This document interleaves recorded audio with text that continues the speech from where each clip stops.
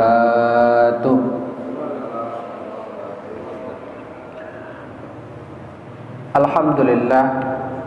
Alhamdulillahi rabbil alamin, alladzi bi ni'matihi tatimmus shalihat. Asyhadu an la ilaha illallah rabbul makhluqat wa asyhadu anna sayyidana Muhammad sayyidus sadat, amma ba'du. Allahumma shalli ala sayyidina Muhammad wa ala ali sayyidina Muhammad. Hadirin sidang jamaah subuh yang dimuliakan oleh Allah Subhanahu wa taala. Alhamdulillah, kita kembali bersyukur kepada Allah Subhanahu wa taala. Pagi ini kita diberikan nikmat iman Islam, nikmat kesehatan, sehingga bisa kembali hadir di masjid yang kita cintai ini. Alhamdulillah, ini pertemuan pertama tahun 2023. Kita bersyukur kepada Allah atas nikmat hidup. Alhamdulillah, sampai pagi ini kita masih diberikan nikmat hidup oleh Allah Subhanahu wa taala. Mudah-mudahan Allah panjangkan usia kita dalam ketaatan. Mudah-mudahan Allah berkahi segala sisa umur kita hendaknya. Amin ya rabbal alamin. Allahumma shalli ala sayyidina Muhammad wa ala ali sayyidina Muhammad. Kita berselawat kepada baginda Nabi sallallahu alaihi wasallam beserta keluarga beliau, para sahabat beliau, dan orang-orang yang senantiasa mengikuti sunnah dan ajaran beliau. Mudah-mudahan kita semua yang hadir di masjid ini,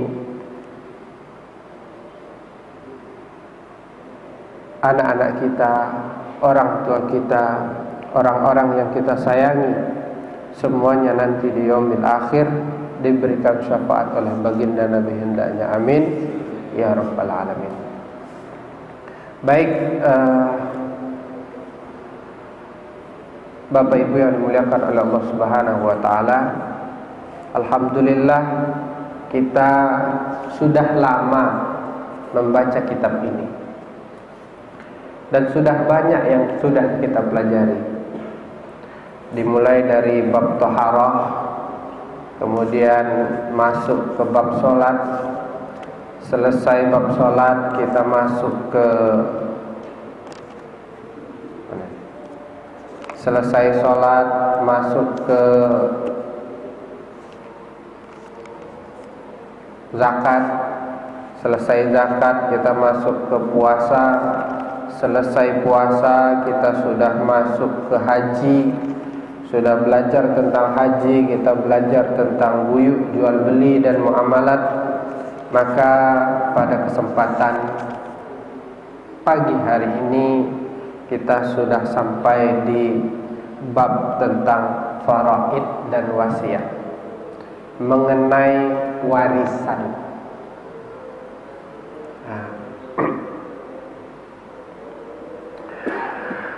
Sebelum kita baca kitab ini, ada beberapa hal yang perlu kita pahami. Sebagian ulama mengatakan bahwa belajar faraid itu hukumnya wajib. Walaupun anggaplah kita tidak menganggapnya sesuatu yang wajib, cukuplah fardu kifayah.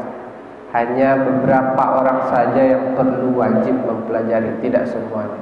Tapi ilmu faraid ini penting untuk diketahui. Ilmu tentang warisan ini penting untuk diketahui. Karena alasannya apa? Yang pertama, firman Allah dalam surat An-Nisa ayat 14. Apa kata Allah? Wa may ya'sillaha wa rasulahu wa yata'adda hududahu yudkhilhu naran khalidan fiha wa lahu 'adzabun muhin. Siapa yang bermaksiat kepada Allah dan Rasul dan menentang hududnya, hukum tentang waris, Allah masukkan ke dalam neraka, kekal di dalamnya.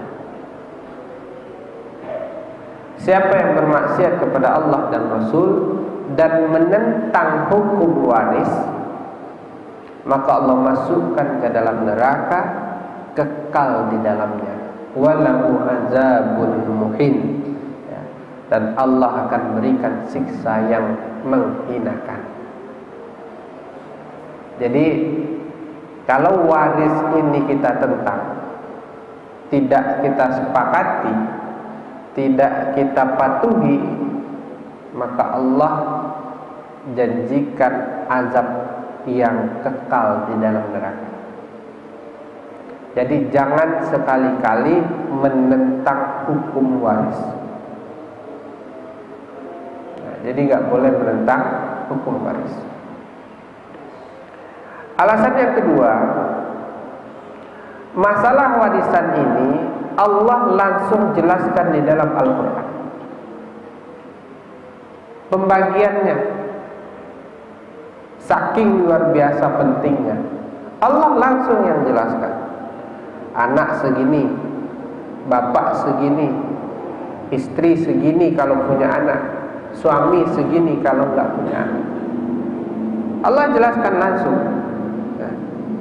Walaupun ayatnya tidak banyak. Kalau dalam Al-Quran itu paling 2 lembar, ya, 78, 79. Ayatnya memang tidak banyak, ya, 2 lembar doang, halaman 78 sama 79. Mulai dari lirijali nasibum mimma tarakal walidain sampai wa may ya'sillaha wa rasulahu wa yata'adda hududahu yudkhilhu naran khalidan fiha wa lahu 'adzabun muhin. Enggak banyak ayatnya, tetapi Allah jelaskan langsung di dalam Al-Qur'an. Saking pentingnya ilmu waris ini. Nah, jadi udah 2 alasan. Yang pertama, kalau kita menentang hukum waris, Allah berikan azab. Yang kedua, Allah jelaskan langsung. Yang ketiga, kenapa kita penting mempelajari tentang faraid ini? Ini perintah langsung dari Rasulullah. Apa kata Rasulullah SAW? Ta'allamul faraid, pelajarilah ilmu faraid. Wa'allimuha, ya, dan ajarkan. Ini perintah langsung dari Rasulullah.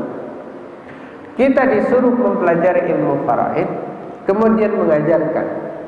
Fa innahu nisful ilmu, karena mempelajari ilmu faraid itu sama seperti mempelajari setengah ilmu.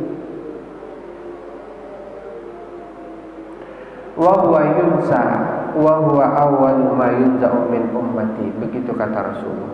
Karena ilmu faraid itu sering dilupakan, dan yang pertama kali nanti dicabut adalah ilmu tentang faraid.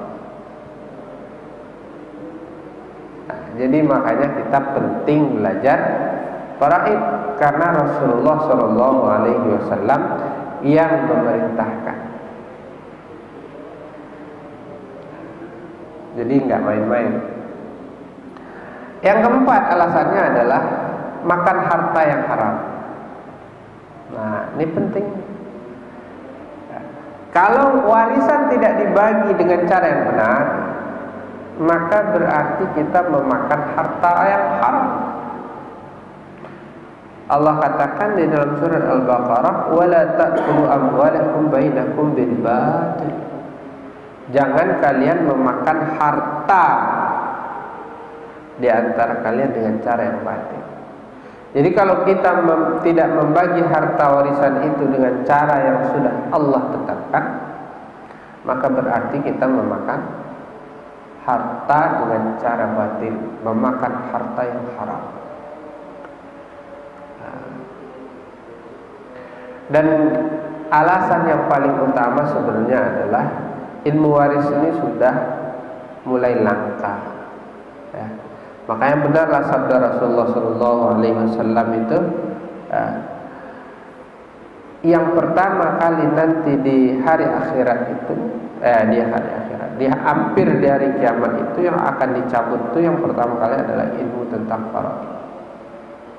Sampai-sampai Rasulullah mengatakan, Ta'allamul fara'id wa'allimuhun nas, ya, pelajari faraid, ajarkan kepada manusia. Fa inni mru'un maqbudun wa indal ilma sayubadu wa tazharul fitan hatta yakhtaliful insan fil faridah la yajidani mayyuktabiha. Kata Rasulullah, ya, pelajari ilmu faraid, ajarkan, karena semua manusia pasti meninggal. Semua manusia pasti meninggal, dan ilmu ini akan dicabut nanti. Lalu fitnah menyebar, sehingga ada dua orang yang berselisih tentang ilmu faraid. Dia bawa ke siapapun, tidak ada satupun yang bisa menjawabnya, menyelesaikannya, karena udah gak ada orang yang tahu tentang ilmu faraid. Sampai begitunya nanti ilmu faraid, sampai orang gak ada yang tahu tentang faraid lagi. Makanya Rasulullah wanti-wanti untuk belajar tentang faraid. Alasan yang lain, belajar ilmu faraid itu sejajar dengan mempelajari Al-Quran. Sama pentingnya. Karena Rasulullah, Sayyidina Umar pernah mengatakan, ta'allamul faraid kama ta'allamuna al-Quran. Ya, pelajarilah ilmu faraid sebagaimana kalian mempelajari Al-Quran. Sama penting. Alasan yang berikutnya, ilmu faraid kalau kita praktekkan, maka itu membuat keluarga kalau sudah ada yang meninggal itu tidak akan terpecah belah.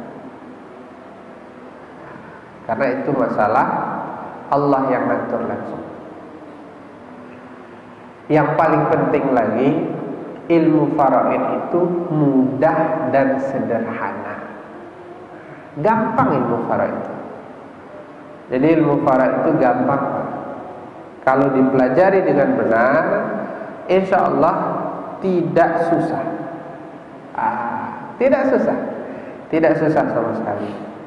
Maka karena itu, pada kesempatan pagi ini kita sudah masuk ke dalam ilmu faraid.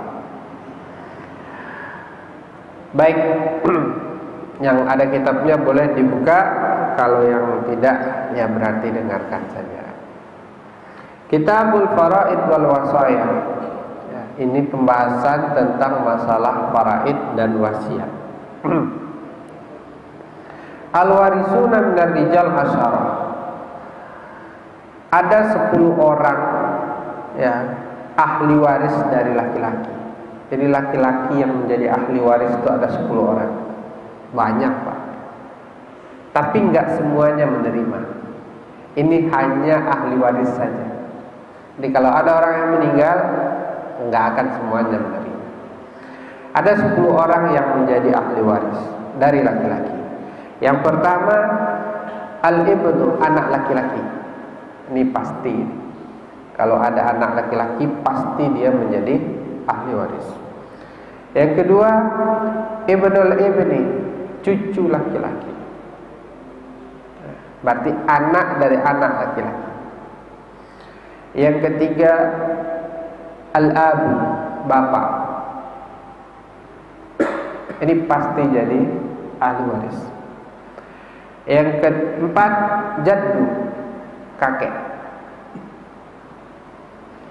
Yang kelima, akhu, saudara laki-laki.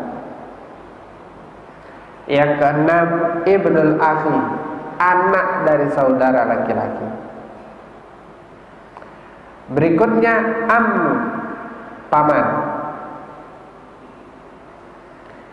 Kemudian ibnul ammi, anak paman, anak laki-laki paman. Terus yang kesembilan, az-zawj, suami.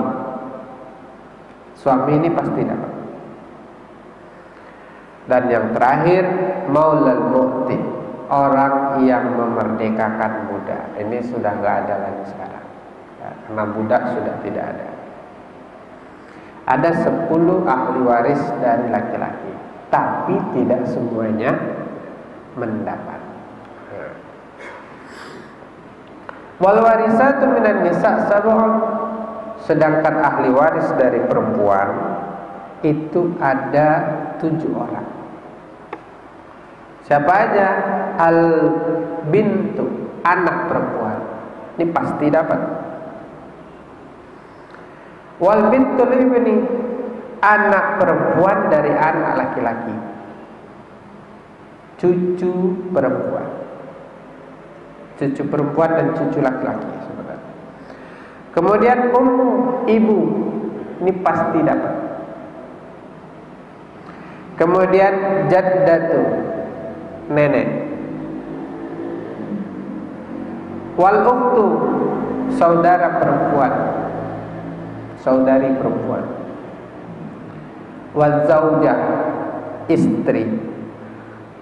Wal maulatul mu'tiqah, dan yang memerdekakan budak.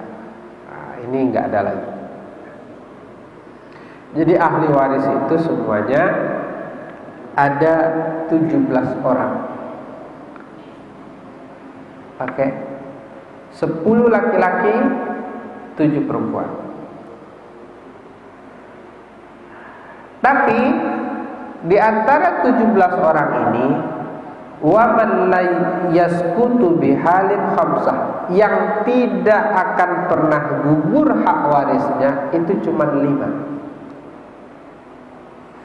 Jadi kalau ada 5 ini, cuma 5 ini orang yang jadi yang berhak mewarisi. Kalau mereka hidup, maka 5 orang ini doang yang dapat. Siapa aja? Zaujani, suami istri.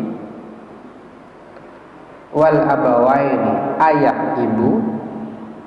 Wal waladul sulbi, dan anak kandung. Jadi kalau ini ada, yang lain nggak ada dapat. Jadi kalau kita bicara ahli waris, berarti ahli waris cuma 3 dong, Ustaz. Ya. Kalau ini ada, makanya dibilang ilmu waris itu gampang. Kalau 5 ini ada, udah clear, yang lain nggak dapat. Ada seorang istri meninggal, dia meninggalkan suami, meninggalkan orang tua, meninggalkan anak, udah itu doang ahli warisnya. Saudara perempuannya nggak dapat, pamannya nggak dapat, anak perempuan yang lain nggak dapat, itu aja yang dapat. Jadi yang dapat itu cuma 5 doang. Anak, ayah ibu, suami. Anak, ayah ibu, istri.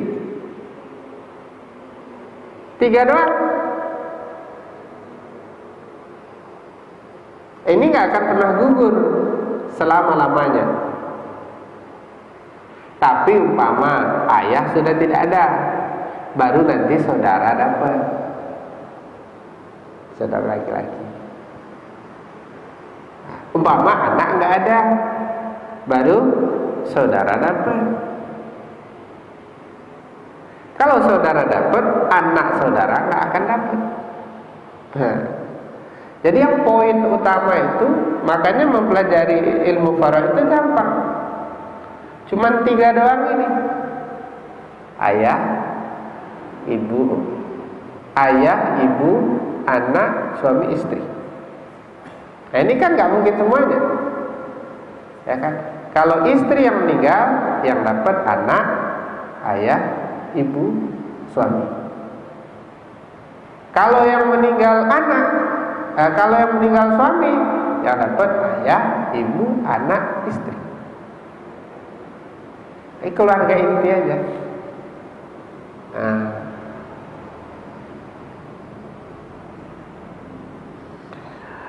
Itu yang pasti dapat, nggak ada satupun yang menghalanginya. Nah, nanti kita pelajari berapa pembagian. Kemudian kalau secara umum gampang, anak pasti jadi asobah. Jatah anak laki-laki 2 kali jatah anak perempuan. Ayah dapat setengah kalau nggak ada anak. Suami kalau nggak ada anak dapat setengah, kalau ada anak dapat seperempat. Ibu kalau ada anak dapat seperempat, nggak ada anak dapat seperdelapan. Itu simpel-simpelnya. Ayah dapat seperenam, ibu dapat seperenam. Udah. Jadi pembagian warisan itu gampang sebenarnya, gampang sekali. Kalau yang 5 ini ada, semua nggak akan dapat, nggak ada lagi selain itu. Jadi yang dapat itu anak, ayah, ibu, istri, anak, ayah, ibu, suami.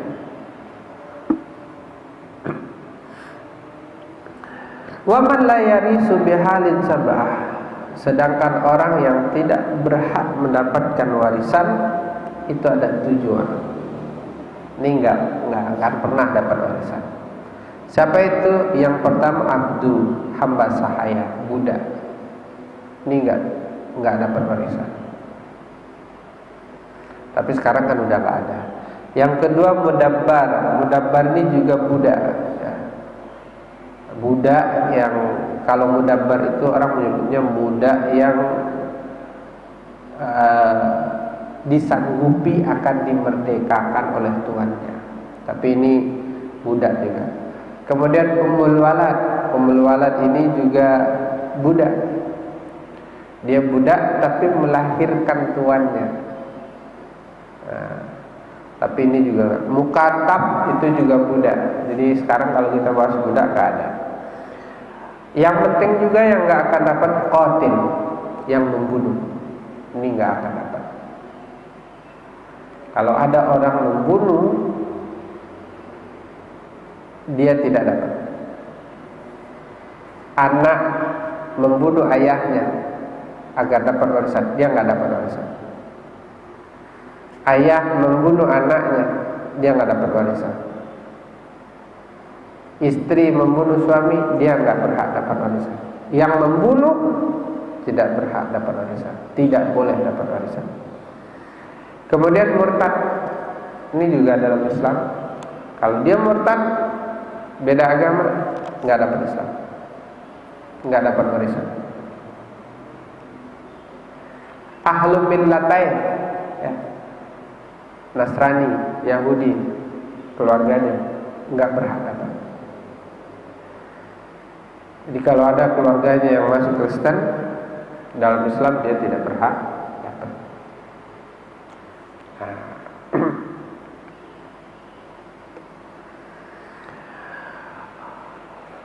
Wa aqrabul asobah, dan asobah yang paling dekat itu ibnu, anak laki-laki. Kalau asobah bapak ibu tahu, asobah itu yang menghabiskan warisan. Dia nggak ada jatahnya, jatah ketentuan untuk dia itu nggak ada. Tapi berapapun harta yang sisa itu untuk dia semuanya. Itu namanya asobah. Asobah ini siapa aja? Yang pertama ibnu, anak laki-laki. Kalau anak laki-laki nggak ada, summa ibnuhu, anak dari anak laki-laki, cucu laki-laki. Summal abu, kemudian kalau anak nggak ada, maka yang jadi asobah adalah bapak. Kalau bapak nggak ada, summa abuhu, kakek. Kalau kakek nggak ada, summa akhulil abi, ya, saudara seayah. Lil abi wal ummi, saudara seayah seibu. Kalau nggak ada juga, summa akhulil abi, saudara seayah. Kalau nggak ada juga, ibnul akhi lil abi, anak laki-laki dari saudara laki-laki yang seayah dan seibu. Summa ibnul akhi lil abi, kalau nggak ada juga, anak laki-laki dari saudara seayah. Nggak ada juga, ammu, paman. Ala hazal tartib, ini aja. Selain itu nggak ada. Fa'in udimatil asobah, ya. Kalau asobah tidak ada, fal maula mu'ti, maka yang memerdekakan budak. Nah, jadi asobah itu biasanya anak laki-laki. Kalau anak laki-laki nggak ada, cucu laki-laki. Ini disebut ahli waris pengganti, Pak, kalau dalam bahasa KHI-nya, kompilasi hukum Islam. Jadi umpama Pak Unggul punya anak 5 orang. Anak pertama, anak kedua, anak ketiga, anak keempat, anak kelima. Kebetulan anak pertama Pak Unggul itu udah meninggal. Adanya cucunya. Anak kedua itu masih ada sampai anak keempat. Maka cucu ini ya, posisinya menggantikan ayahnya. Nah, jadi kalau Pak Unggul meninggal, ini kelimanya dapat. Cuman posisi anak pertama digantikan sama cucu. Nah, ini namanya ahli waris pengganti. Nah, jadi enggak, oh karena dia sudah meninggal dia enggak dapat, enggak. Walaupun dia sudah meninggal, nah, karena Pak Unggul punya anak 5, maka tetap dibagi 5. Jatah ini diberikan kepada cucunya. Nah, dia namanya ahli waris pengganti. Baik, itu asobah. Jadi asobah itu anak laki-laki, kalau nggak ada anak laki-laki, cucu laki-laki. Kalau nggak ada juga ayah. Kalau ayah nggak ada, kakek. Kalau nggak ada juga saudara ayah seayah dan seibu. Kalau nggak ada juga saudara seayah. Kalau nggak ada juga anak dari saudara seayah seibu. Kalau nggak ada juga anak dari saudara seayah. Nggak ada juga paman. Nah, jadi tapi ini udah jauh, paman itu udah jauh, Pak. Jarang. Ya, biasanya anak, kalau enggak cucu, kalau enggak ayah. Kalau enggak juga paling saudara kandung saya sih. Itu udah mentok. Masa iya enggak ada semua. Jadi belajar faraid itu gampang. Itu yang harus dipahami dulu. Belajar faraid itu gampang.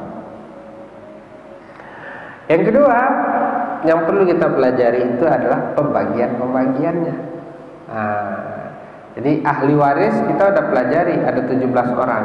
Tapi yang bakal dapat tuh biasanya cuma 5 orang, karena 5 orang tuh yang nggak terhijab.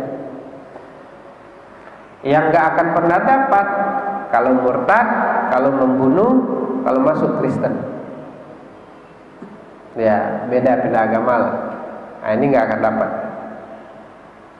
Kalau asobah, anak, cucu, ayah, kakek, terus saudara kandung, saudara seayah, anak saudara kandung, anak saudara seayah, paman. Nah, ini jadi nggak banyak. Pembagian di dalam Al-Quran, ya, itu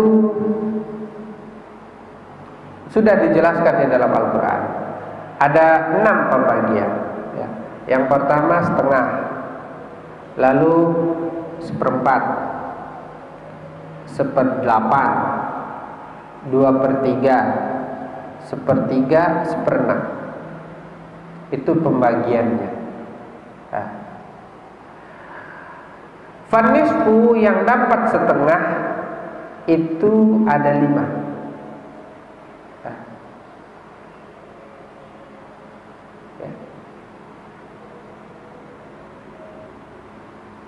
Siapa aja? Yang pertama bintu, anak laki-laki, anak perempuan. Ini dia dapat setengah kalau dia sendiri. Kalau dia sendiri, maka dia dapat setengah. Yang kedua bintul ibni, cucu perempuan. Kalau anak perempuan nggak ada, kan? Kemudian ukhtulil abi, ya, saudara perempuan sebapak seibu. Ya, ukhtu minal abi, saudara perempuan sebapak. Yang terakhir suami, idza lam yakun ma'ahu walad, kalau enggak punya anak. Jadi kalau kita iniin di sini nih, yang pasti dapat setengah itu cuma dua, Pak. Siapa? Anak perempuan kalau dia sendiri, suami kalau nggak punya anak.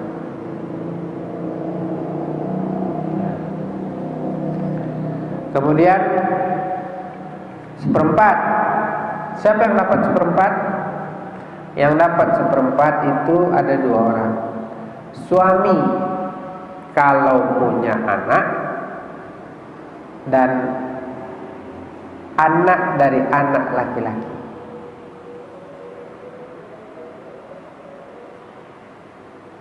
Itu yang dapat seperempat.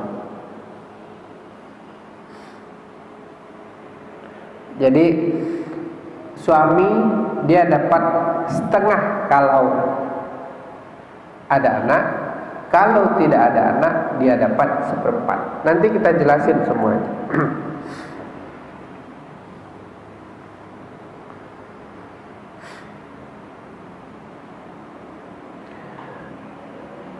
Kemudian yang dapat 1/8.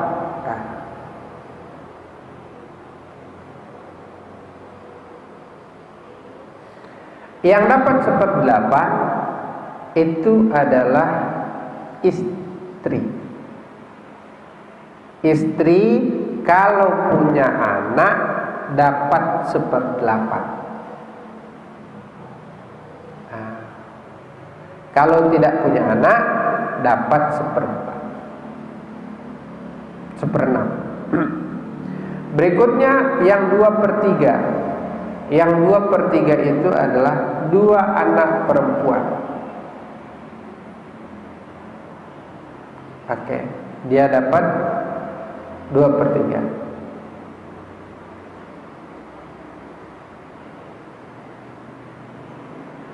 Kemudian yang 1/6, ya, itu banyak. Yang pertama ummu ma'al walad. Ya, ibu kalau ada anak dapat 1/6. Ya, saudara perempuan, saudara, kemudian nenek kalau nggak ada ibu, itu dapat 1/6. Jadi biar nggak bingung, biar nggak bingung, kita jelaskan yang 5 tadi saja. Ya, karena ini yang paling penting. Kalau ada seorang meninggal, yang meninggal umpamanya suami,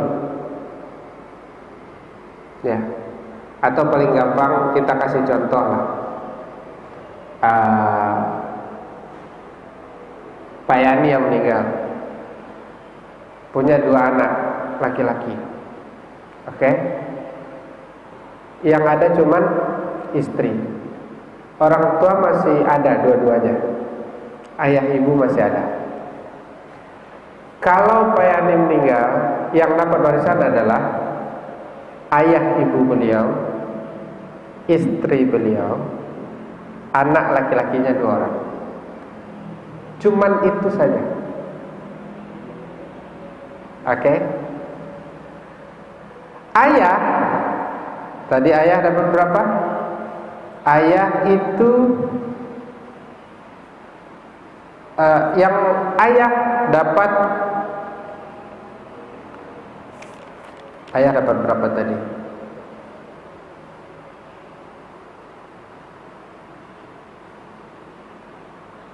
Ayah kalau ibu kalau ada anak dapat 1/6. Ya.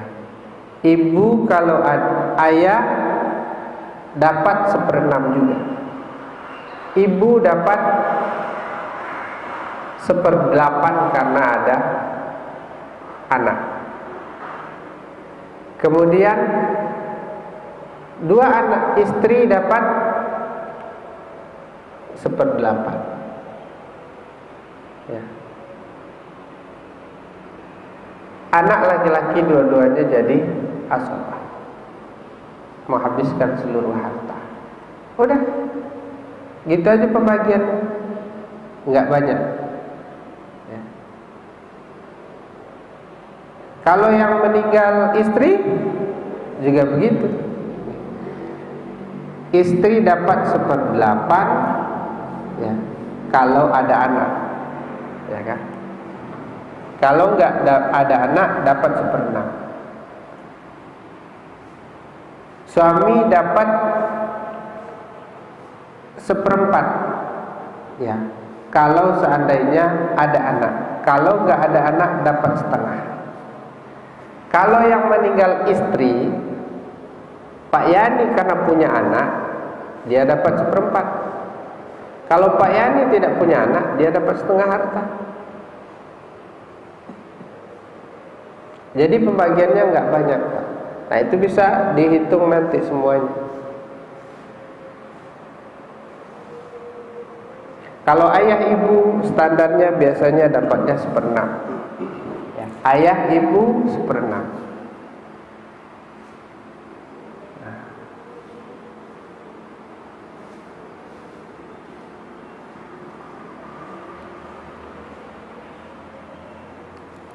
Jadi ahli waris itu yang pasti dapat cuman itu. Yang selain itu kemungkinan dapatnya agak susah, agak jauh. Nah, tapi hari ini mempelajari waris itu tidak memang paling gampang adalah bawa ke pengadilan agama. Jadi kalau ada yang meninggal di antara kita, maka bawa ke pengadilan agama, nanti suruh mereka yang membagikan, lalu tanda tangan di atas materai. Jadi semua keluarga sepakat, karena yang membagikan adalah orang pengadilan agama. Jadi udah gampang sekarang, nggak kayak dulu. Tinggal kita mau membaginya secara Islam apa tidak.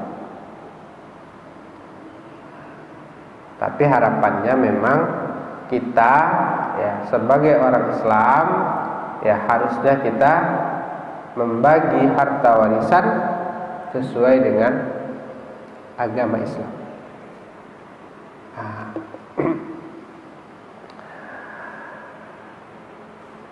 Sebelum kita bahas ke pembahasan berikutnya tentang, kalau pembahasan setelah waris itu pasti tentang masalah wasiat. Tapi sebelum kita masuk ke situ ya, kalau kita bicara tentang wasiat itu boleh maksimal 1/3. Boleh nggak lebih dari 1/3 sebenarnya? Boleh kalau diizinkan sama ahli waris. Tapi kalau tidak diizinkan tidak boleh. Jadi boleh kalau diizinkan, kalau nggak diizinkan nggak boleh. Dan wasiat itu sah, syaratnya baligh, berakal, miliki harta. Sudah, itu boleh, sah wasiat. Dan wasiat itu ya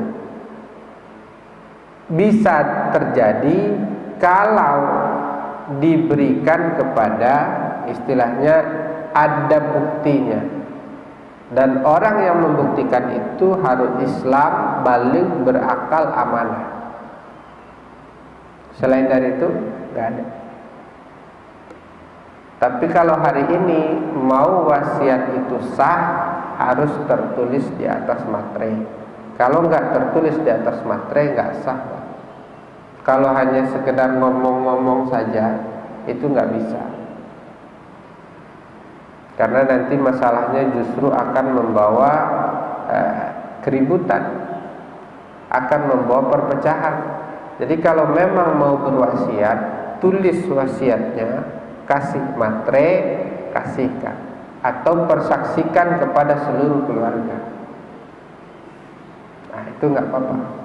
Tapi kalau enggak, jangan. Jangan nggak ini, jangan sampai nanti ketika kita meninggal justru seluruh hartanya dibagi sama anaknya. Anaknya nggak ingat bahwa yang capek nyari harta itu bapaknya. Harusnya saya selalu bilang tuh, kalau seandainya ada yang meninggal, sebelum harta dibagi, ya, sedekahkan dulu atau wakafkan dulu atas nama almarhum yang meninggal maksimal sepertiga. Sepakati dah. Supaya ya, agar harta itu tidak dinikmati semuanya sama ahli waris, tetapi ada juga yang dinikmati sama yang meninggal itu. Nah, makanya kalau seandainya rasanya takut anak kita nanti tidak ingat, ya udah wasiatkan. Wasiatkan. Penting itu sebenarnya. Jadi harus kita wasiatkan. Nah, kalau nggak mau wasiat, ya hibahkan dulu harta kita sebelum meninggal. Nah, kalau wasiat sama hibah itu boleh kepada bukan ahli waris, boleh dihibahkan, boleh diwakafkan, tapi ya tidak kepada ahli waris boleh, kepada orang tertentu atau lain sebagainya boleh. Jadi ada tiga sebenarnya harta itu. Ada warisan, ada hibah, ada wasiat. Kalau warisan itu waktunya itu dikasih setelah dia dapatnya setelah meninggal. Kalau hibah itu sebelum meninggal boleh. Kalau wasiat itu baru dikasih setelah meninggal. Itu waktunya penyerahan. Ya. Kalau hukumnya, kalau waris wajib, kalau hibah sunnah, kalau wasiat sunnah. Kalau hibah boleh berapapun, wasiat maksimal sepertiga. Kalau waris jelas sudah ditentukan pembahasannya. Lalu yang biasanya terjadi permasalahan di Indonesia itu adalah yang pertama, ini yang penting untuk kita ini, di Indonesia itu memakai hukum Belanda. Anak laki-laki disamakan dengan anak perempuan. Ini tidak boleh. Dalam agama kita tidak boleh. Ya, tidak boleh. Jadi jangan sampai ya permasalahan ini, kan di dalam Al-Qur'an sudah dikatakan, ya kan? Lizzakari mislu hadzil unsayain. Ya. Untuk anak laki-laki ya itu jatahnya 2 kali anak perempuan. Alasannya kenapa? Salah satu alasan utamanya adalah karena anak laki-laki ini bertanggung jawab terhadap orang tuanya, terhadap saudaranya, saudarinya. Anak laki-laki yang bertanggung jawab. Kalau ada orang tua yang sudah tidak bekerja, maka yang wajib menafkahi itu anak laki-laki. Jadi kan kemarin kita udah bahas tentang nafkah ya. Nah, nafkah itu tidak hanya kepada istri, tetapi juga kepada orang tua. Tidak hanya kepada orang tua, tetapi juga kepada saudari perempuan. Berdosa kita sebagai anak laki-laki kalau seandainya tidak menafkahi. Nah, makanya tanggung jawab anak laki-laki itu besar, Pak. Kita punya orang tua kita sudah tidak bekerja sama sekali, maka anaknya harus menafkahinya, anak laki-lakinya. Kalau anak perempuan nggak wajib.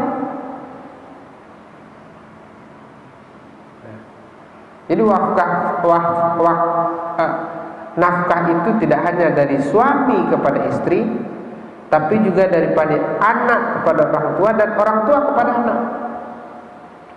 Kalau orang tua kepada anak, iyalah ketika dia masih kecil, orang tuanya wajib memberikan makan, memberikan pakaian kepada orang anaknya. Sebaliknya, kalau orang tuanya sudah tua, maka anaknya lah yang wajib memberikan nafkah kepada orang tuanya. Itulah kenapa dikatakan, ya kan, anak laki-laki itu jatahnya lebih banyak daripada anak perempuan. Siapa itu yang jadi permasalahan juga di Indonesia itu adalah masalah harta ini. Harta suami istri. Harta suami istri ini ada macam-macam, Pak. Ya. Ada harta gonogini, ada harta bersama, atau ada harta bawaan. Nah, ini harus dibedakan. Harta bawaan itu semua jadi ahli harta warisan. Harta gonogini, ya, atau harta bersama itu harus dibagi dulu, baru dijadikan warisan. Contoh, Pak Yani sama Bu Tini itu dua-duanya selama menikah hartanya menjadi harta bersama. Oke. Jadi sebelum menikah Pak Yani bawa apa, suami istri bawa apa. Kalau seandainya tidak bawa apa-apa, maka harta yang selama ini berkumpul itu adalah harta bersama, walaupun yang kerja cuma Pak Yani. Oke. Itu namanya harta bersama. Walaupun yang kerja cuma satu orang atau dua orang, atau dua-duanya kerja, atau satu orang doang yang kerja, maka hartanya disebut dengan harta bersama. Nah, harta bersama ini kalau ada yang meninggal harus dibagi dulu. Kalau yang meninggal adalah Pak Yani, maka harta bersama tadi dibagi dulu menjadi dua. Karena itu harta milik berdua, bukan milik Pak Yani sendiri. Pak Yani punya harta dikumpulkan semuanya ternyata ada 3M atau 10M lah, ya kan, 10M hartanya berdua sama istri. Pak Yani meninggal, maka dibagi dua, 5M 5M. 5M punya istri, 5M punya Pak Yani. Yang menjadi harta warisan adalah yang 5M. Jadi harta warisannya bukan 10M, tetapi harta warisannya adalah 5M. Jadi harta bersama itu dibagi dua dulu, setengahnya baru harta warisan.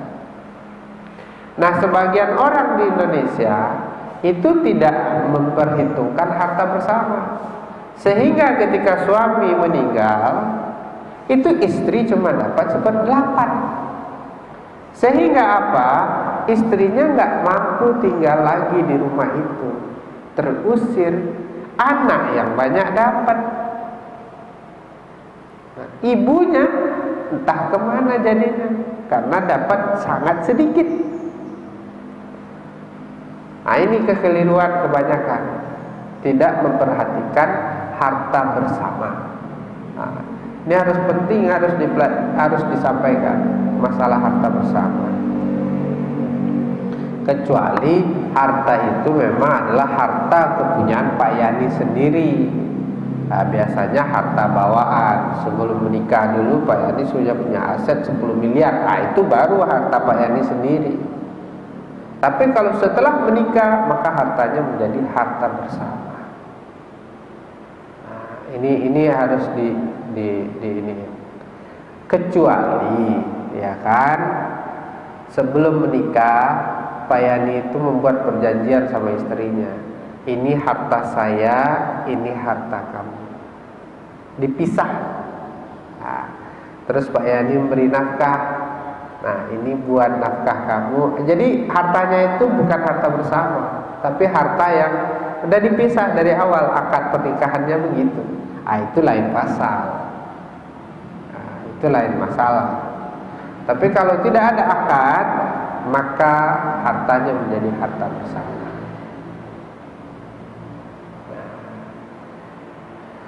Baik, itu masalah warisan.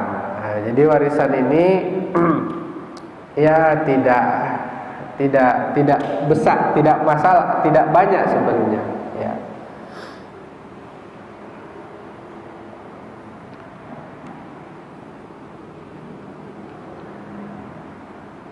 Baik, kira-kira itu masalah warisan. Udah selesai kitab masalah warisan. Ada yang mau ditanyakan? Ya, silakan Pak Ubur. Ya, Assalamualaikum Tat. Ini ada beberapa pertanyaan nih. Kalau yang tadi Ustadz bilang di awal, bila kita tidak menggunakan hukum waris sama sekali ya, apakah itu bukan begini? Kita tahu nih hukum waris, tapi kita tidak menggunakannya, apakah itu menentang?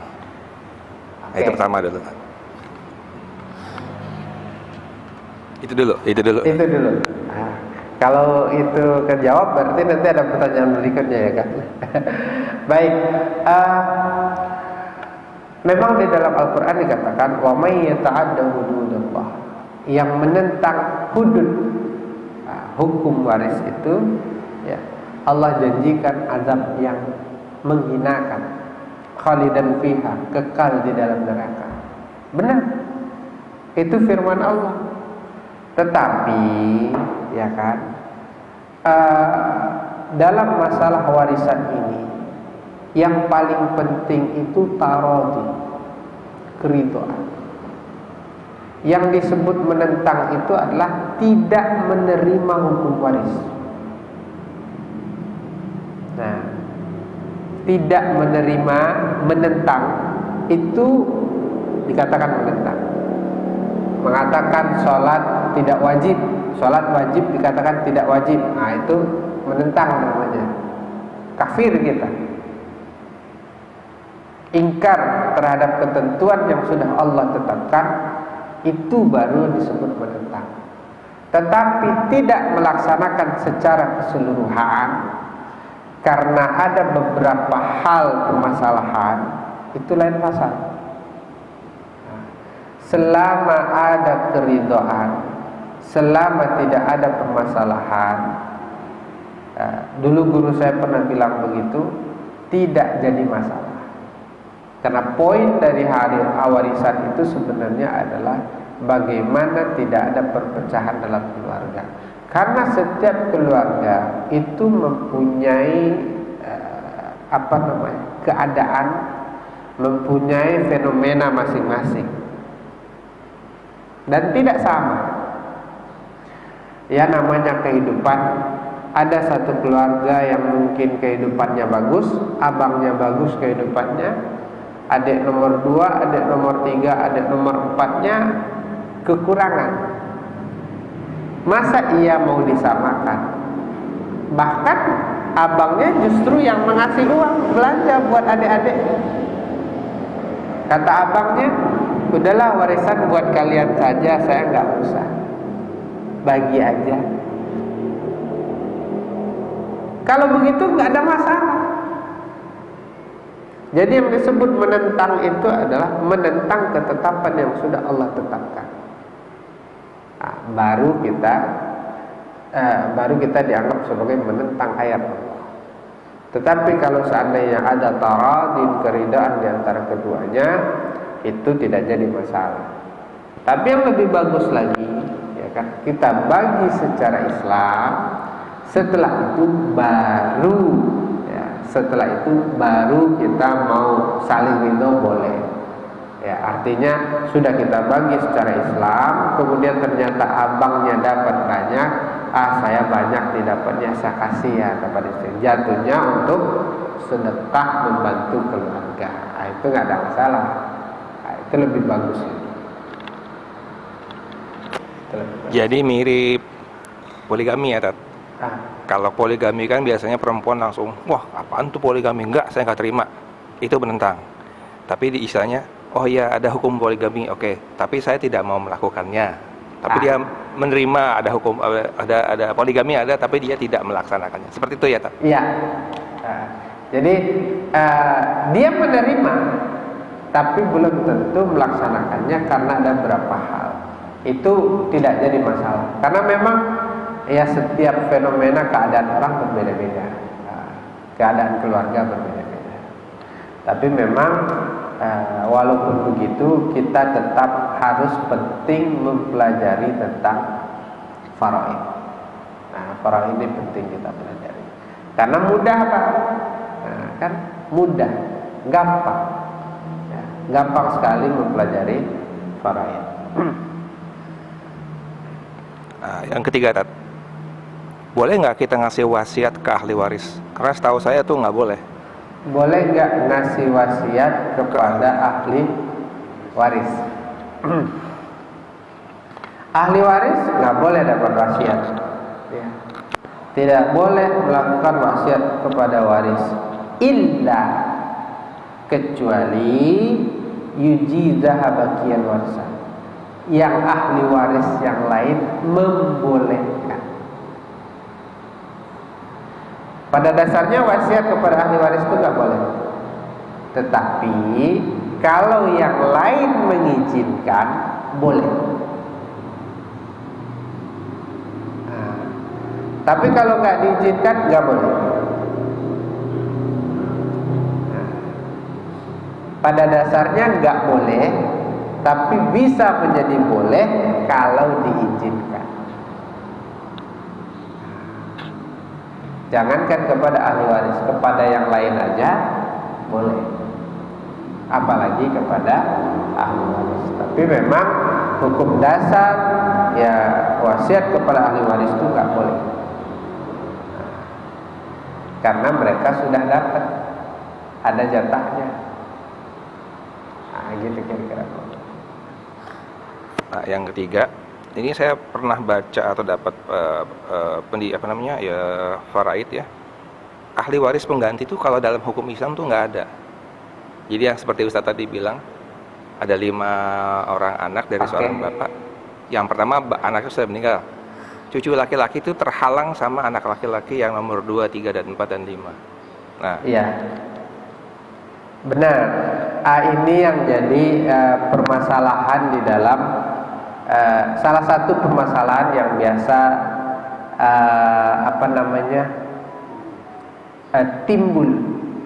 timbul di dalam hukum warisan, tidak adanya ahli waris pengganti.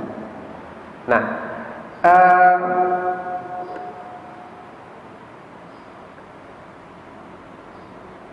ahli waris pengganti ini hanya posisi, Pak. Yang dapat tuh sebenarnya bukan dia. Jadi contoh, dia punya anak 5 orang. Ini meninggal. Masa yang dapat cuma 4? Ya. Pak ini meninggal, anaknya 5. Ya.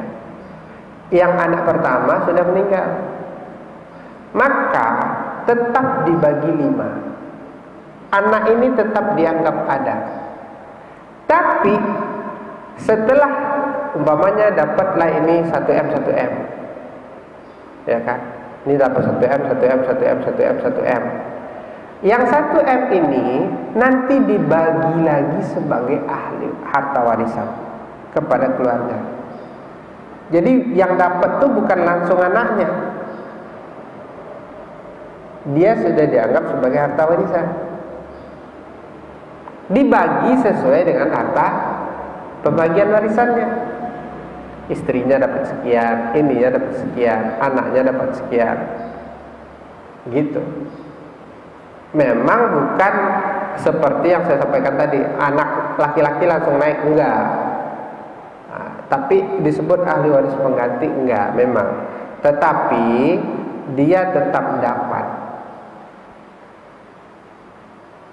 walaupun dia sudah meninggal. Kan tidak ada penghalang.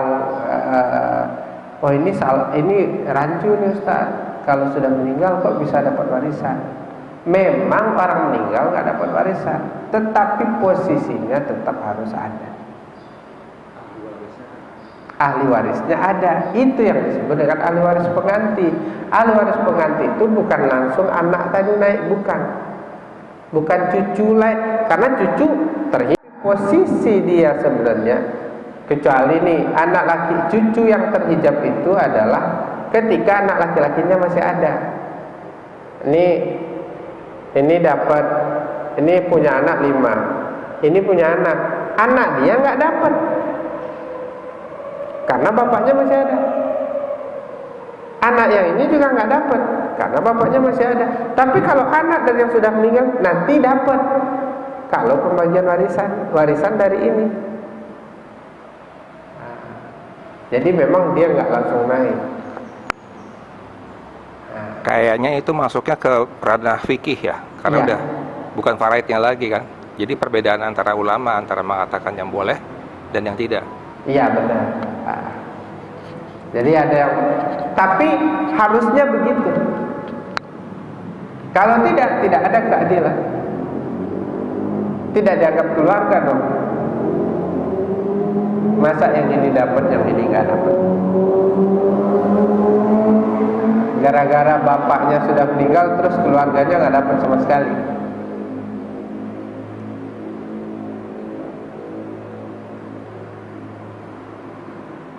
Yang tidak dapat warisan itu hanya yang membunuh, yang murtad, yang pindah agama.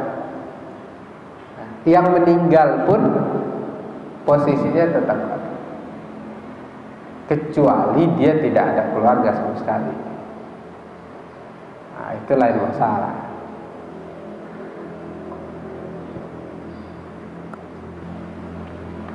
Baik. Oh, satu lagi, Tat. Masih ada. Nah, misalkan nih, kita lagi perang ya. Kemudian misalkan si Khalid tertawan di musuh. Khalid tertawan di tempat perang ya, dijadikan budak. Saya meninggal. Nih, Khalid nggak dapat sama sekali. Dia sudah menjadi budak. Sudah menjadi budak pada saat saya meninggal. Dia tidak dapat warisan. Tidak dapat. Tidak dapat warisan.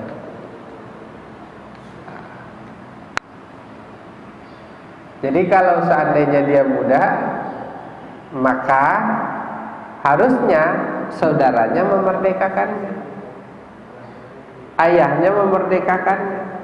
Tapi kan sekarang udah nggak ada lagi, Pak. Nah, budak udah nggak ada lagi.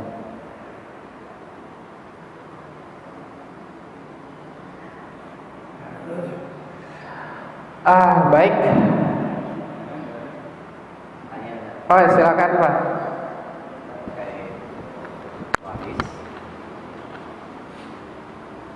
Ketika sudah meninggal, itu kan memang ada namanya surat ahli waris.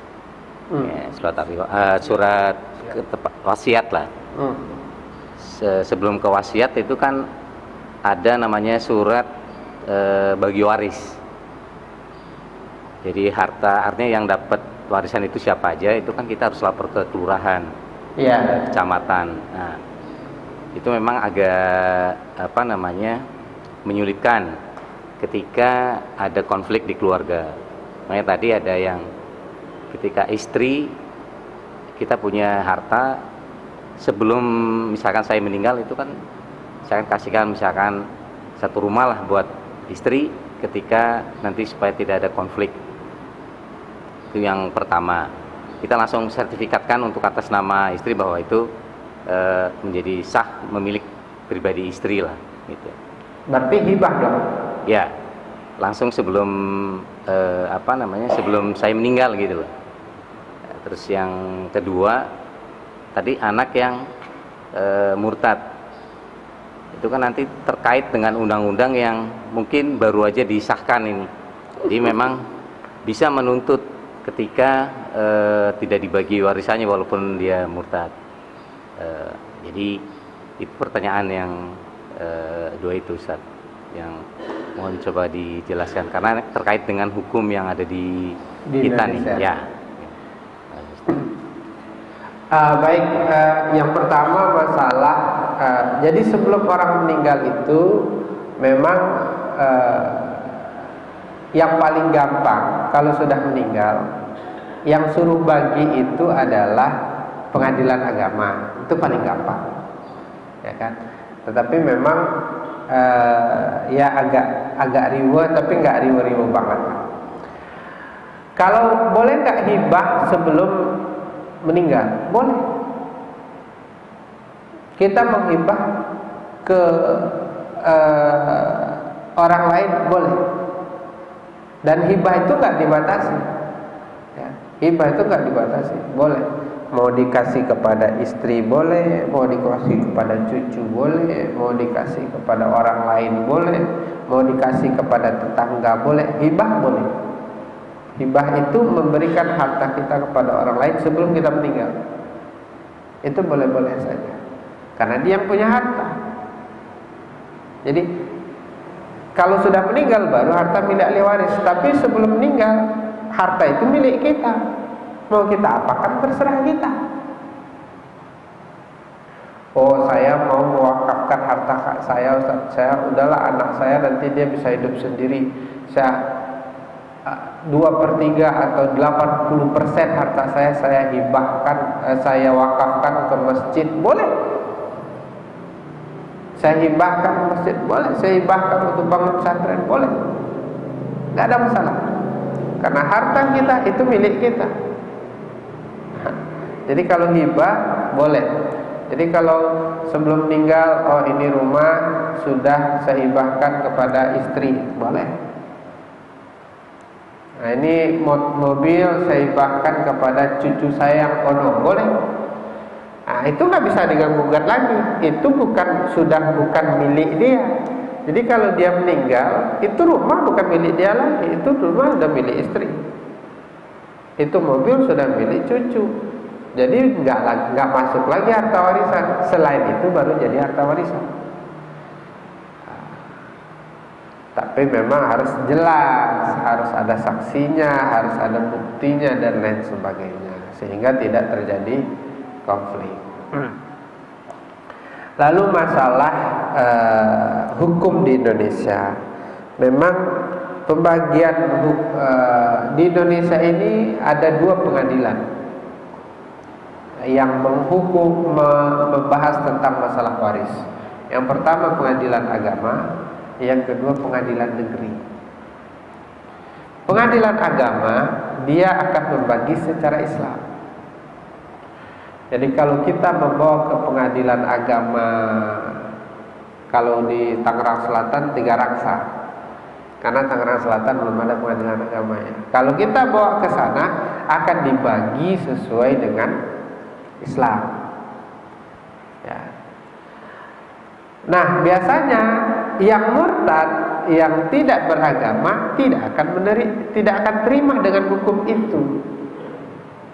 Tidak akan terima dengan hukum itu. Kenapa? Karena dia nggak dapat. Maka akhirnya dia akan gugat. Dia akan gugat ke pengadilan negeri. Nah, biasanya selalu begitu. Jadi yang murtad akan menggugat ke pengadilan negeri supaya warisan dibagi sesuai dengan hukum perdata di Indonesia. Nah, kalau hukum perdata di Indonesia itu tidak dibedakan agama, dan pembagiannya sama, anak laki-laki sama anak perempuan sama. Nanti orang pengadilan negeri akan melihat keadaan. Ujung-ujungnya pasti ditanya, agama bapak apa? Oh, agama saya Nasrani.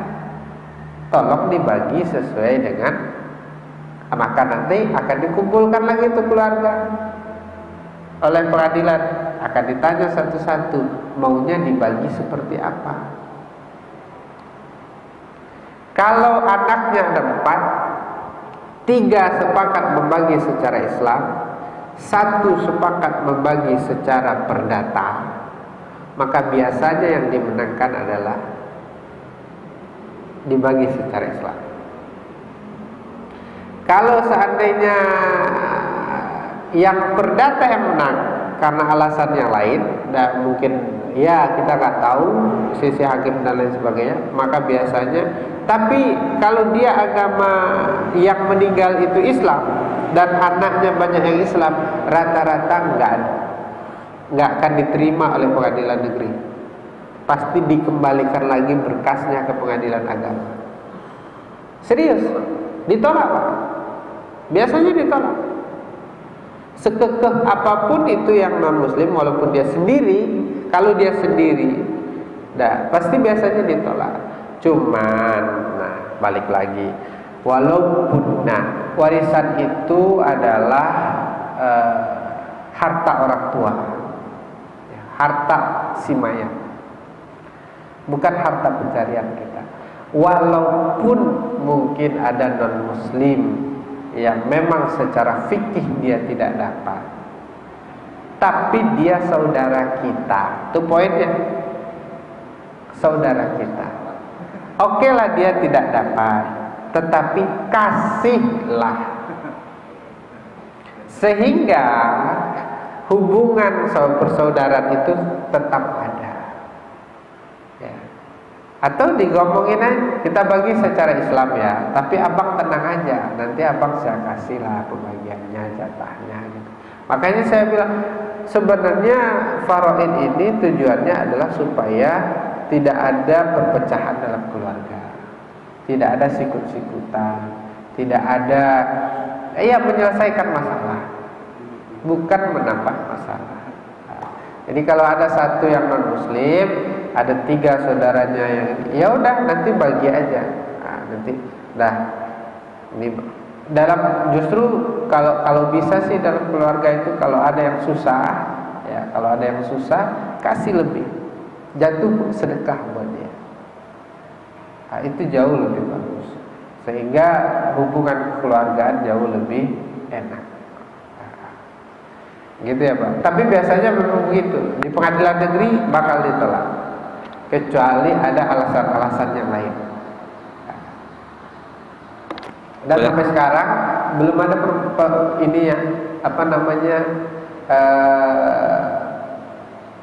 hal yang membuat biasanya pengadilan negeri menerima.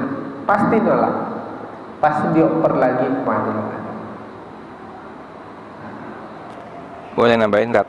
Jadi kalau yang posisinya kayak orang ada yang murtad 1, tetap dalam, menurut saya ya, tetap bagi dulu menurut Islam, baru nanti kesepakatan saudara-saudara yang masih Islam kita bagi berapa. Gitu. Iya, kita kasih berapa. Soalnya kalau kita bagi secara berdata, itu menurut saya itu menentang, dan itu pasti kita masuk neraka semua. Terkena sama ayat. Betul. Ayat ada, gitu. Karena kita tidak menggunakan hukum Allah, tapi kita tahu itu ada hukum Allah, makanya tapi tidak jalankan. Nah, itu yang saya ngeringin di situnya, Tat. Jadi ya. Iya. Bagi secara Islam nanti kasih. Nah, kalau yang saya dengar yang paling bagus bagi dulu secara Islam, nanti yang nggak dapat kita bagi. Ya. Dan wasiat itu ya emang yang dapat cuma 5 tadi ya. Yang lain kan terhijab. Ini penting juga nih, yang dapat kan cuma ayah, ibu, anak, suami atau istri. Terus cucu gimana, saudara laki-lakinya gimana? Enggak dapat. Tapi jangan biarkan dia melihat saja. Ini penting juga nih. Dia udah datang kan ke rumah lagi pembagian warisan. Orang tuh datang, cucu datang, kakaknya datang, adiknya datang. Yang dapat cuma 5 orang, ya kan? Jangan begitu juga. Yang dapat tuh kasih juga lah yang melihat. Makanya yang melihat itu pun harusnya dapat, walaupun dapatnya cuma dikasih. Dapatnya cuma dikasih. Jadi jangan ini punya saya nih semuanya, terus dibuat. Memang iya, tapi kalau ada yang melihat ya, kalau adiknya datang, kakaknya datang, kasih. Itu adabnya juga itu. Oke, baik. sudah jam 6 lewat. Terima kasih banyak Bapak Ibu semuanya yang hadir pada kesempatan pagi ini. Insya Allah di lain waktu kita sambung kembali. Kalau sudah masalah faraid, faraid sudah, maka bab berikutnya adalah tentang jinayat. Jinayat, fikih jinayat. Jinayat itu mengenai perdata, mengenai membunuh. Nanti membunuh itu ada yang sengaja, ada yang enggak sengaja, ada yang tersalah. Terus bagaimana hukumnya, terus kisos itu apa aja, terus diyat itu apa aja. Nah, nanti ada pembahasan. Kalau sudah jinayat, maka tidak banyak lagi, udah selesai fikih. Baik, terima kasih banyak.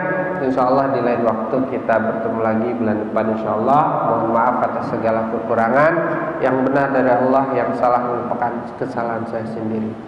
Mudah-mudahan kita senantiasa diberikan kesehatan. Yang paling utama lagi, komitmen kita untuk agama. Ya, mudah-mudahan Allah senantiasa memberikan kita komitmen mujahadah dalam beragama ini, sehingga kita dari hari ke hari bisa lebih baik hendaknya. Amin ya rabbal alamin. Terima kasih banyak.